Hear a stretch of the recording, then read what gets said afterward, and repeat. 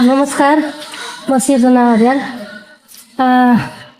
विगत 10-12 वर्ष अगाडिदेखि लगातार रूपमा साहित्य क्षेत्रमा लागिरहेको छु।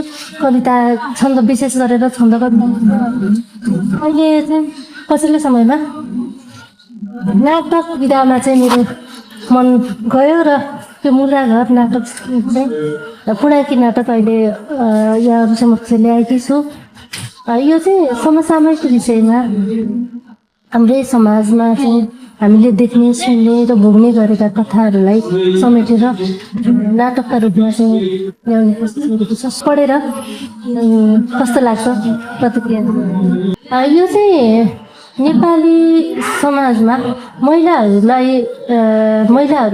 हेर्ने दृष्टिकोण, उनीहरूमाथि हुने व्यवहार र महिलाहरूको वर्तमान अवस्था भनौँ न, त्यसलाई चाहिँ मैले चित्रण गर्ने कोसिस गरेको हो। अब